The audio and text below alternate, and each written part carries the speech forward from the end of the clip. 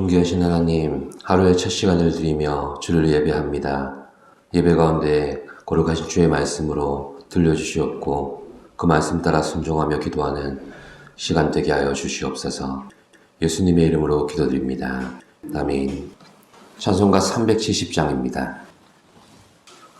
주 안에 있는 나에게 단 근심이 있으랴. 십자가 밑에 나가 내 짐을 풀었네. 주님을 찬송하면서 할렐루야 할렐루야. 내 앞길 멀고 험해도 나 주님만 따라가리. 그 두려움이 변하여 내 기도 되었고 전날의 한숨 변하여 내 노래 되었네. 주님을 찬송하면서 할렐루야 할렐루야. 내 앞길 멀고 험해도 나 주님만 따라가리. 내 주는 자비하셔서 늘 함께 계시고 내 궁핍함을 아시고 늘 채워주시네. 주님을 찬송하면서 할렐루야 할렐루야. 내 앞길 멀고 험해도 나 주님만 따라가리. 내 주와 맺은 언약은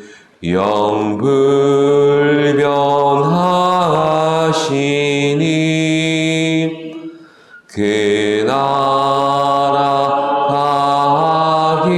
가기까지는 늘 보호하시네.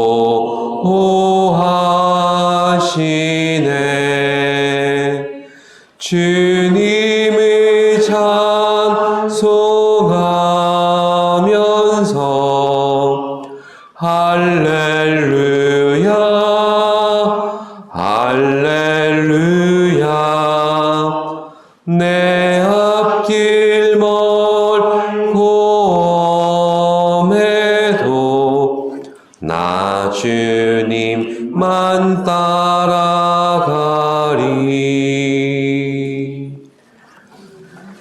이 시간 우리에게 주시는 말씀은 시편 1절 말씀입니다.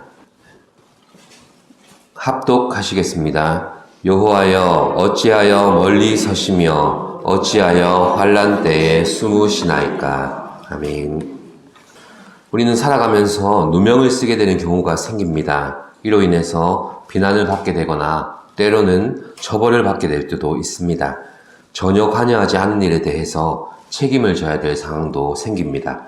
물론 언젠가는 이 상황이 밝혀져서 억울함이 풀려지는 경우도 있지만 그 시간과 과정은 너무나도 고통스럽습니다.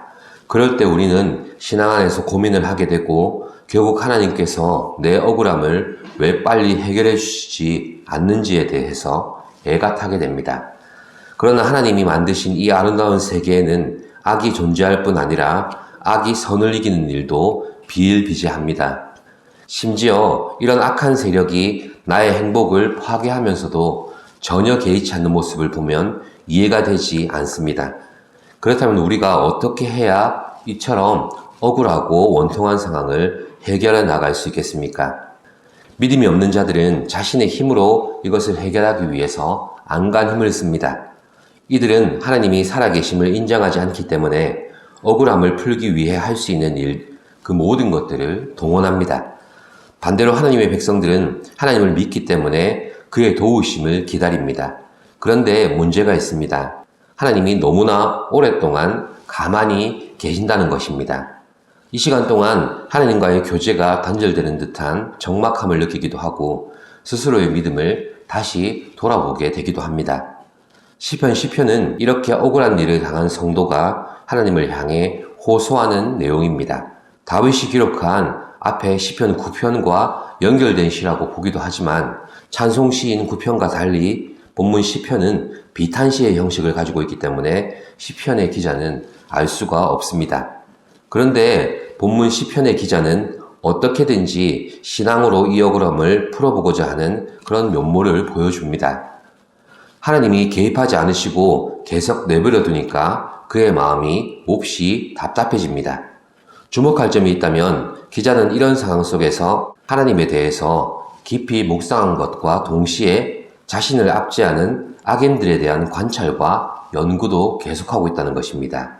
그래서 본문 1절에서 11절까지는 그렇게 관찰한 악인들의 횡포를 하나님 앞에 고발하고 있으며 이어지는 12절에서 18절까지는 이러한 악인들을 심판해 달라고 하나님께 요청하는 내용으로 기록되어 있습니다. 기자의 이러한 호소는 1절에서 하나님을 향한 강력한 항의로부터 시작합니다. 함께 보시죠. 여호와여 어찌하여 멀리 서시며 어찌하여 환난 때에 숨으시나이까. 우리는 하나님께서 분명히 살아계시며 이 모든 것을 다 지켜보고 계신다는 걸 알고 있습니다. 하나님만이 우리의 이런 형편과 처지를 아시며 우리가 의지할 수 있는 분이신데 거기서 침묵하고 계신다는 사실을 참아낼 수가 없는 겁니다. 기자는 하나님이 비겁하게 숨어 계신다고 울분을 토합니다. 그러나 이렇게 하나님을 향해 쏟아내는 탄식과 거친 항의는 어쨌든 우리가 하나님의 존재를 믿고 있으며 하나님 외에는 이 상황을 극복할 방법이 없음을 인정하는 행위입니다. 앞선 시편 9편에서 조건과 관계없이 하나님을 전심으로 찬양할 수 있는 것도 우리 믿음의 온전함이 아니라 하나님으로 인한 것이듯이 지금의 원망과 탄식도 바로 하나님을 향한 것입니다. 그런데 우리의 원수 마귀는 하나님과 우리 가운데 발생하는 이러한 적막함을 그냥 두지 않습니다. 시간 낭비하지 말라고 합니다. 더 늦기 전에 사람의 방법을 취하라고 합니다. 그렇게 하면 이 상황을 스스로 다스릴 수 있다고 유혹하고 도전해 옵니다.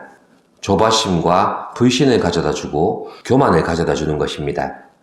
사실 하나님의 침묵을 경험할 때 그간 우리에게 크게 의미가 없었고 유혹이 되지 않던 것들이 눈에 들어오기 시작하는 겁니다. 반대로 우리가 믿음 안에 붙들려 있을 때에는 갈등보다 은혜가 더 강하게 역사합니다. 혼돈스러운 상황을 내가 풀어가는 것이 아니라 주님께 피할 줄 안다는 것입니다. 그래서 신앙은 기다리는 것이며 기다리는 신앙이 진정한 신앙이라고 할 수 있습니다. 우리에게 주어진 어떤 형편에서도 거기서 하나님을 기다리는 게 어리석은 선택이 아니라 가장 지혜로운 방법입니다. 내가 가진 믿음은 내가 선택한 방법으로 하나님을 끌어오는 수단이 아닙니다. 주님의 인도함을 받도록 주의 은혜 안에 내가 머무르도록 나를 이끌어가는 것이 바로 은혜입니다. 그렇게 하려고 우리에게 주신 것이 바로 믿음인 것입니다. 이런 면에서 우리의 믿음은 연단이 필요합니다.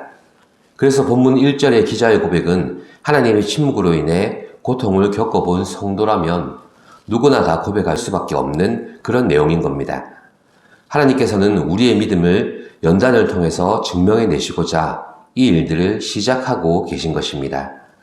사랑하는 성도 여러분, 시편 기자의 고백처럼 억울함을 당하고 원통함을 느끼게 될 때 그때 오히려 더 우리를 신원하시고 위로하셔야 될 하나님께서 우리를 향해 침묵하실 수가 있습니다.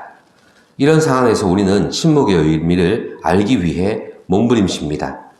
하나님께서 과연 나를 버리신 것인지, 아니면 내 믿음이 잘못된 게 아닌지, 아니면 내 죄를 향한 하나님의 책망인 것인지 우리의 머릿속은 더욱 복잡해질 수 있습니다.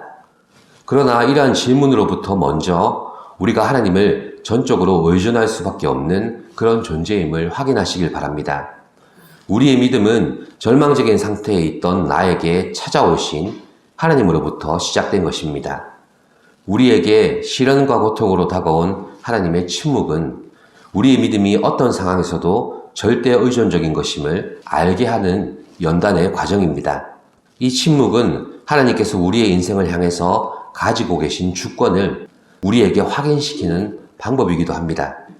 그렇게 하지 않으시면 우리는 우리의 믿음을 하나님의 능력을 내게로 끌어오는 도구로 곧잘 사용해버리기 때문입니다. 또한 하나님의 침묵으로 인해 우리는 우리가 할 수 있는 인간적인 시도들을 포기하게 되고 유일한 구원자가 되시는 주께로 피하게 된다는 사실을 기억하십시오. 이 시간 우리가 주님을 바라보며 주님을 기다리게 하심이 진정한 은혜임을 알고 그 안에서 기도하시는 복된 성도가 되시기를 바랍니다. 아멘. 기도하겠습니다. 하나님, 우리가 이 땅을 살아가면서 겪게 되는 하나님의 침묵으로 인해 우리는 고통을 호소하며 탄식하기도 합니다. 하지만 하나님께서 침묵하시는 이유를 말씀을 통해 늘 묵상하며 깨달아 알게 하여 주시옵소서. 주께서 그 침묵 안에서 우리들을 연단하시고 우리의 믿음이 온전히 주께 피하며 온전히 주께 붙들려 있는 것이 바로 은혜임을 기억하게 하여 주시고 오늘도 기도하는 모든 순서 시간 속에 주의 일하심을 볼 수 있게 하시고 주의 지되심을 바랄 수 있는 기도의 시간 되게 하여 주시옵소서. 감사드리며 예수님의 이름으로 기도드립니다. 아멘. 하늘에 계신 우리 아버지, 아버지의 이름을 거룩하게 하시며 아버지의 나라가 오게 하시며 아버지의 뜻이 하늘에서와 같이 땅에서도 이루어지게 하소서.